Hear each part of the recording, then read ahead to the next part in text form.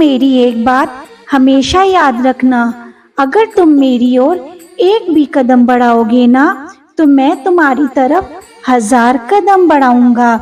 तुम्हें मुझे आवाज देने की कभी जरूरत नहीं पड़ेगी। मैं तुम्हारी आवाज सुन के खुद ही तुम्हारे सामने हाजिर हो जाऊंगा।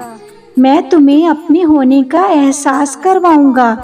तुम्हें पता है ना, तुम्हारे से अच्छा ये कोई नहीं समझ सकता कि मैं तुम्हारी आवाज सुनकर ही आता हूँ और तुमको किसी ना किसी रूप में दर्शन भी देता हूँ।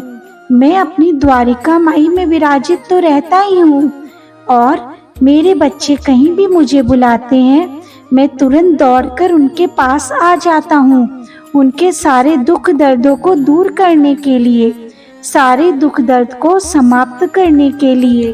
तुम ना शीघ्र तुम अपनी मेहनत से एक सफलता को पाने वाले हो, जिससे तुम्हारा परिवार और तुम स्वयं अपने आप को बहुत गर्वान्वित महसूस करवाओगे। तुमको गर्व महसूस होगा। बस अपने ईश्वर पर विश्वास करना। मालिक इतना निर्दयी नहीं है जितना तुम उसको अपशब्द कहते रहते हो। तुमने आज भी उनको बहुत अपशब्द कहे ना, और तुमने शाम को देखा कि मालिक ने तुम्हारे साथ सब अच्छा ही किया। बस तुम सब्र ही नहीं करते हो। बस जरा सा तुमको सब्री खत्म होती है तो तुम बाबा पर अपने गुस्सा करने लगते हो, अनाप शनाप उनको बोलने लग जाते हो। मेरा साथ ऐसा कर दिया बाबा, मेरे साथ वैसा कर दिया। तुम उस परमात्मा से प्यार से मांगो, तुम तो उसी के ही बच्चे हो, वो तुम्हें तो जिंदगी भर देता ही रहेगा। मैं तुम्हारी वर्तमान गतिविधियों को देखते हुए एक बात कहना चाहता हूँ कि अपनी खुशियों को अभी किसी से साझा मत करना। तुम अपने मालिक को मुझे गलत बोलते हो कि बाबा कुछ नहीं करता है, लोगों की सुनता है, ऐसे लोगों की जो इतने तेज होते हैं उनका काम पूरा करता है, मेरा नहीं करता है। मैं तुम्हारी हर बात खामोशी से सुनता रहता हूँ। तुमको ये नहीं पता कि तुम्हारा जो स्वरूप है घर में आशीर्वाद वाला, वो मैं उसमें तुमको खुद से ही आशीर्वाद देता हूँ।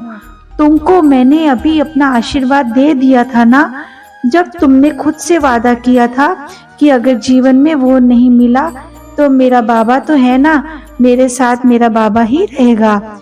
लेकिन नहीं, तुमने सिर्फ कहा था, उसको करके नहीं दिखाया। देखो तुम्हें कितना कमजोर बना दिया था। लेकिन अब चाहे समय जैसा भी हो, तुम्हें कोई फर्क नहीं पड़ने वाला। बस एक बात है जो तुमसे मैं हमेशा कहना चाहता हूँ, तुम मेरी सेवा करो, ईश्वर की सेवा करो। आज मैं तुमको उसके पीछे का मकसद भी बताना चाहता हूँ। जब तुम मेरे लिए, इस मालिक के लिए समय निकालते हो ना, तो जो तुम्हारे वर्तमान या भूतकाल में जो भी गलत कार्य तुमने किए हैं वो सब मैं काट देता हूँ। इससे तुम्हारा आगे का समय जो भी चलेगा वो अच्छा चलेगा, खुशियों से भरा हुआ चलेगा।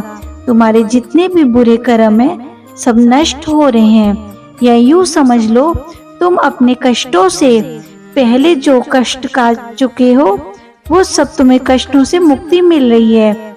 इधर उधर की बातों पे मत ध्यान दो, उन पे अपना समय मत बर्बाद करो। जो आशीर्वाद आजकल मैं तुम्हें दे रहा हूँ ना, कभी स्वरूप के रूप में, कभी प्रसाद के रूप में, कभी स्वप्न में आकर उसको तुम स्वीकार करो। एक बात ध्यान रखना, तुम्हारे इस जीवन की यात्रा में कभी धूप होगी तो कभी बारिश होगी, कभी नुकसान होगा तो कभी फायदा भी होगा। तुम्हें कभी सुख मिलेगा तो दुख का भी एहसास तुम्ही को मैं कराऊंगा। चाहे परिस्थितियां जैसे भी हों, तुमको मैं मुस्कुराता हुआ ही देखना चाहता हूँ। हमेशा मुस्कुराते रहना।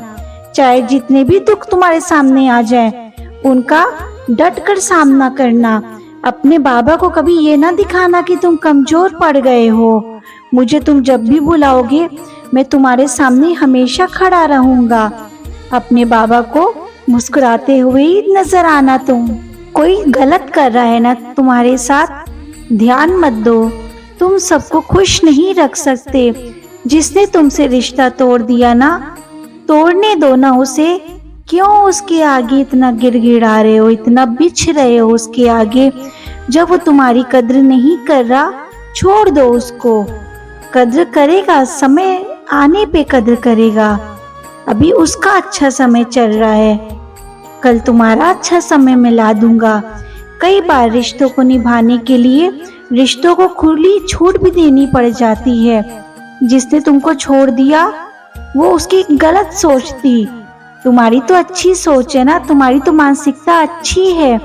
तुमने तो वही किया जो तुम्हारे लिए सही था। सच्चाई का तुमने साथ दिया ना, बहुत अच्छा किया। मैं जानता हूँ तुम में से कुछ बच्चों की मेरे प्रति आस्था कम होती जा रही है। वो परेशान हो रहे हैं कि बाबा तो कुछ करते ही नहीं है। उनको मैं कहना चाहता हूँ, अगर परेशानियां हैं तो मेरी उदी का सेवन किया करो। काम से जा रहे हो तो मेरी उदी खा के जाओ, ये तुम्हें हर परेशानी से मुक्तियां दिलाएंगी।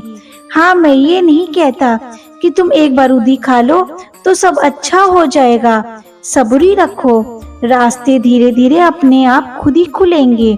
मेरी उदी का सेवन तुमको सुकून दिलाएगा, तुम्हें शांति दिलाएगा, तुम्हें खुशियां दिलाएगा। तुमको पता है ना, तुम्हारा बाबा तुमको लेकर कितना चिंतित रहता है। सदा खुश रहो, अपना ख्याल रखना।